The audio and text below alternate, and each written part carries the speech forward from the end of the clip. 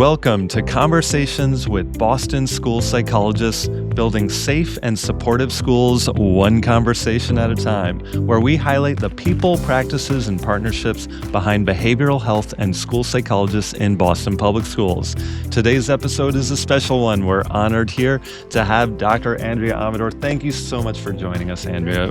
Really happy to have you here. And she is the Senior Director, the head honcho of Behavioral Health Services here in BPS, and the driving force behind the comprehensive behavioral health model known across the country as CBHM. A nationally recognized leader, Andria has championed the integration of behavioral health into every aspect of our school system.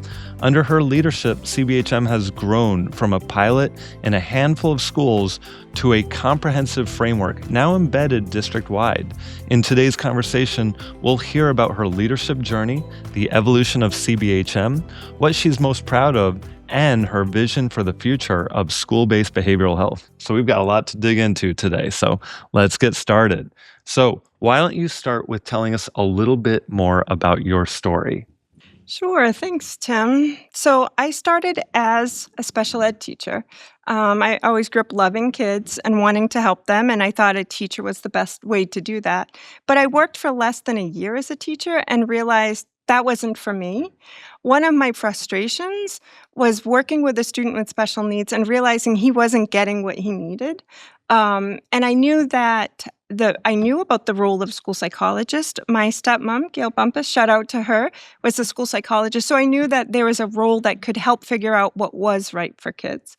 So I moved to Boston and studied at Northeastern. Yay, Northeastern. We're Husky alums. We're both Northeastern alums. Yep. And there I learned to be a school psychologist. But I also at that time met my husband, Elvis, who's from Honduras, and learned Spanish. And those two worlds came together. As a new school psychologist, I worked in Lawrence Public Schools. Lawrence is predominantly Latino, Spanish-speaking kids. And so I was able to work with Latinos, practice and improve my Spanish and serve that community. And then a friend let me know that there was an opening as a school psych in Boston, and I came to Boston, and I've been here ever since. That's amazing. So why don't you tell us a little bit more about the department? How did your department evolve to meet the needs of students? So as I said, I started as a school psychologist, and at the time we were very understaffed and under-resourced.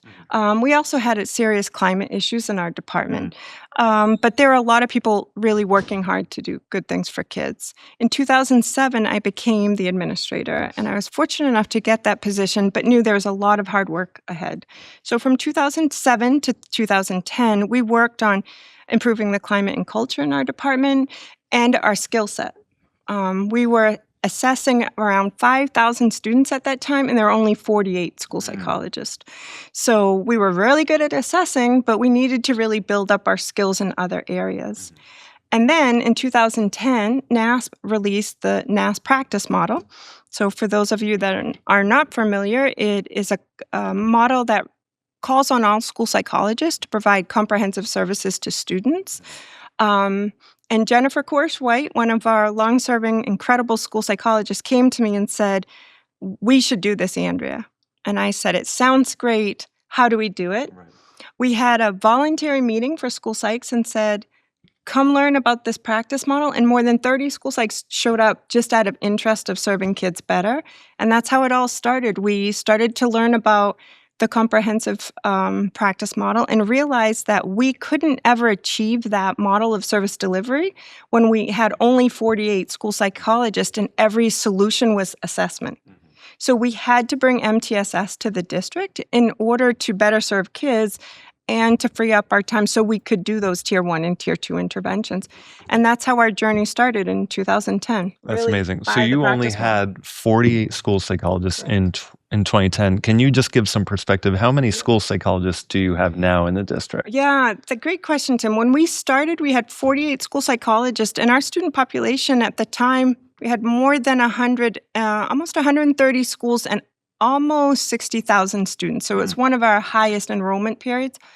And currently we have 121 schools And we have 105 school That's psychologists. amazing. So more than double now. We have more than doubled. And part of that, really, we credit the practice model and our expanded service delivery with that, because now school leaders and teachers see that a school psychologist can help them in far bigger ways than just assessment. And this might help other school districts who are listening in.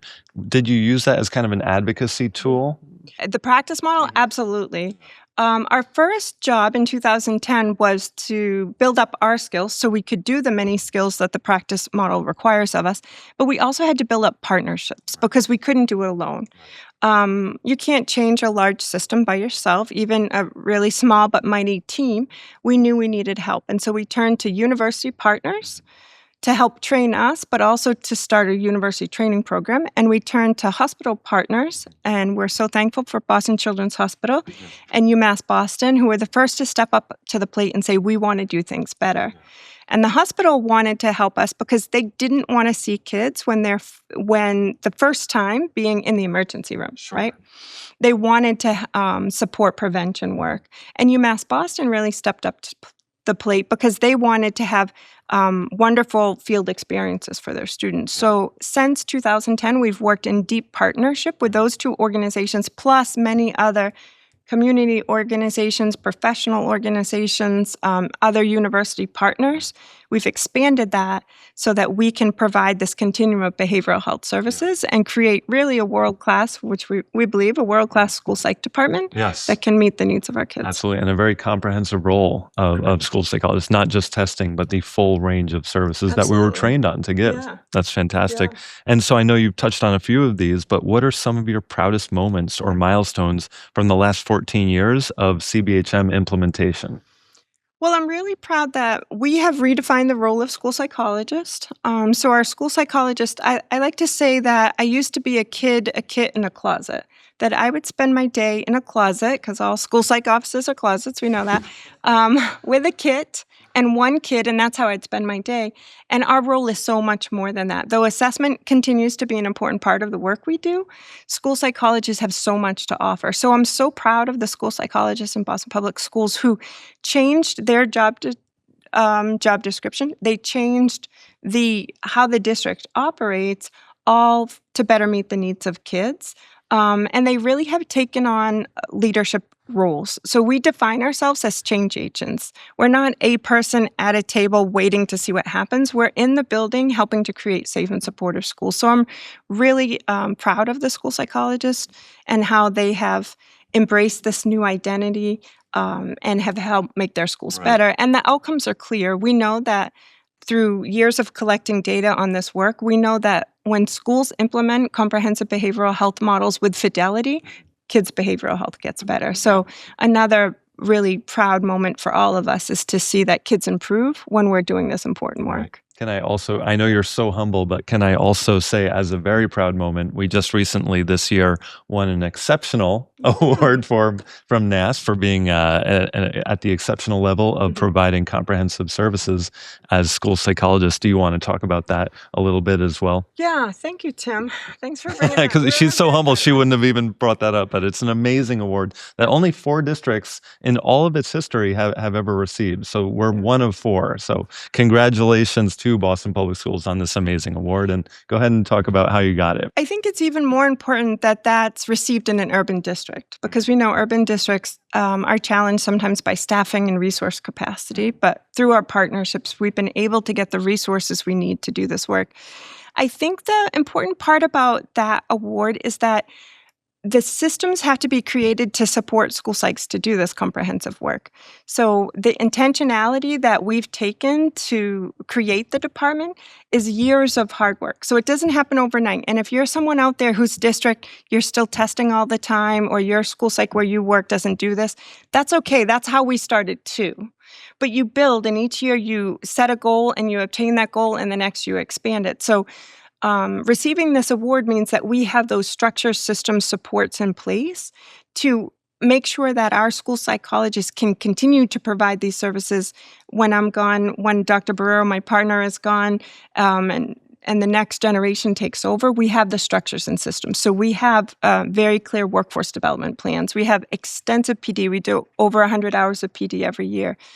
We have very deep and meaningful partnerships. We have some internal and external funding streams. People have the resources they need. They have the assessment kits. They have the online scoring platforms. They have social-emotional curriculum. They have counseling games. So it's all of those structures and systems, and that award really reflects 15 years of hard work to build what we needed to get there. So we're very proud of it, and we challenge the next generation of school psychs, which we're training. We have the largest university training program in New England. We're training them that this is what they should expect from their career and from their place of employment, and they're going to continue to carry that mantle. For the first-year school psychologists or maybe interns who are listening in, what would you say to a new intern or school psychologist just entering the district? What do you want them to know about their role? Well, we like to go out and find the students, train them, and then hire them. And then we know that they have the skills that they need to be successful in our district. So I would say to any school psych student across the nation, go find a school that allows you to practice in the way that you're passionate about. So if you're someone who loves assessment and that's your only jam, that's great. There's many districts that can do that. But if you're someone who loves counseling, if you love consultation, if you love delivering PD, make sure you're finding a place where you can build those skills and practice those skills. And then for our incoming students, because we do have around 50 students a year, we're so thankful for you. We're going to help you on your journey. We're going to learn from you. You're going to learn from us. And together we can provide those comprehensive services to kids. So really being open to the experience of learning, taking the theory from their class and putting it to practice in culturally responsive ways. What I love about interns and first years is they have all that extensive training on our comprehensive role. And so they didn't need to reconceptualize it as we don't just test, we do all these other things. They're coming in with all these skills that they have. And so to be able to do that in the Boston Public Schools is fantastic. It's phenomenal. And one of the questions that I really wanted to hit that I'm sure people are interested in about is how did you get your ratios so good? They're one of the best in the country. How did you advocate so successfully to go from in 2010, maybe 40 something school psychologists to now over 100? What was your secret success story there? So, yeah, we've reflected a lot on this. We firmly believe that one of the reasons was expanding our role. And that seems counterintuitive, right? Like you don't have enough people, so you're doing more. But really what it shifted is previously principals and schools saw us as just people who evaluated. So they didn't really care if we were there more or less because it wasn't impacting their life. It was a special ed job. And it was done. Once we started to show we can facilitate teams, we can do PD, we can do consultation, we can help with classroom management, we can do CEL, we can do culturally responsive PBAS, then principals were like, wait a minute, I need more time from you. And principals started to advocate for more school psych time. That was amazing. As I mentioned, we've worked intensively with partnerships the whole time. We would not have gotten where we are without our partnerships, particularly UMass and Children's Hospital. They have been incredible advocates for us to say, this work matters, we've got to continue this, we've got to help find funding, we've got to promote it. So I would say number one is building partnerships with that extended partnerships. Number two, changing your role, and then communication. Because I think school psychs, we have a problem in our field. People are like, oh, I don't know what a school psych is. We collectively have to change that. And one of the ways we do that is things like this podcast.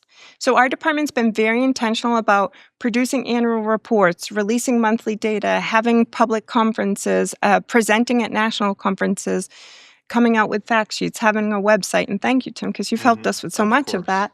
But having that communication piece.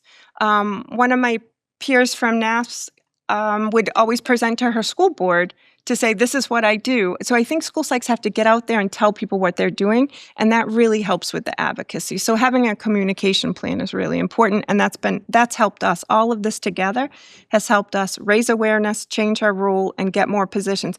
And it comes in, like starts and stops where we get some, and then there's some years where we don't, and we get some, but we continue to advocate. Mm-hmm. So I want to shift gears to equity and diversity in the mental health workforce, which I know you're deeply passionate about. What work are you most excited about in this space? For example, Project Provide, multilingual hiring. Go ahead. There's a lot of spaces. So we realized long ago that our department needed to reflect the children we serve. Boston's a very diverse city. Some people don't know that. Our students come from over 100 countries and speak many languages. And so starting in 2010, we made an intentional effort to diversify our workforce. And we have several ways we've done that. Starting our university training program is one. We are finding students who are bilingual and multiracial students and bringing them into our district as interns before any other district even knows they're out there and hiring them. That's been very successful for us. We've also done a great deal of work on our own cultural awareness, our own equity work, our own inherent bias work to say, how are our existing staff learning to meet the needs of all of our students in culturally responsive ways? So we've done lots of PD. We've had the honor of working with folks like we're currently working with Dr. Brian McClure. We've been so lucky to have a partnership with Dr. Charles Barrett, and they've helped us learn and grow. And then we continue to, as you mentioned, Project Provide, seek external funding so that we can have funds to recruit and retain diverse candidates into the field. Also, our department for many years has been very involved with the NASP Exposure Project, and we have our graduate students and our school psychs going out to high schools and undergrad programs talking about the field of school psychology and trying to attract a more diverse That's group. wonderful. Yeah. That's amazing. So finally, what keeps you hopeful in a time when school mental health is so needed and often under-resourced? What motivates you to keep pushing forward? Yeah. I think first and foremost, our team. We have the best school psychs in the world. I'm so proud of our team. And there's no challenge that they're not like, let's do this, let's make it right. So I remain hopeful because we have this workforce that are so dedicated to having world-class practices. Another area of hope for us is we have a research team. We work with several university partners, and we do research about our work and evaluate our outcomes of our work. And that keeps me hopeful because we're addressing the practice to research to practice gap and learning and improving. And it always gives you hope to kind of learn something new and bring it in. And then the next generation of school psychs, it's so exciting. The field is diversifying. Our university students teach us something every day. And so when you see them and you see them being so enthused about the field, then you know that great things are coming. So there's a lot to be hopeful for. And one of the unexpected outcomes of COVID is it really raised awareness and decreased stigma about mental health. So now I feel like there's a lot more public acceptance of it. And so that's helped us really, we no longer have to prove that we need that. We still need to advocate for the funds and resources. But I think that's been really hopeful sight that our broader society is now much more accepting of mental health. Oh, absolutely. Yeah. So before we come to a close, I want to ask, is there anything you want to say to the community of school psychologists, school administrators, and school partners who are listening, especially those who've been part of CBHM's growth over the years? What do you have to say across all educators? Well, I think for everyone who's been part of it, just thank you. Thank you for helping us on this journey. We couldn't have done it alone. And then often people say, like, what's the biggest thing that we've learned? So my biggest tip is you cannot do this work alone. There's a proverb, an African proverb that I really like, and I'm not sure of the citation, but it says, if you want to go fast, go alone. If you want to go far, go together. That's kind of been our guiding post from the beginning. We as a department have believed in distributed leadership. We believe school psychs are leading in their buildings. They're leading in our department. They're leading in our state associations and national associations. We believe in the power of distributed leadership. And so as we have many leaders in our department and many partners, we've been able to take this work, expand it, and go much further than if we just tried to isolate power.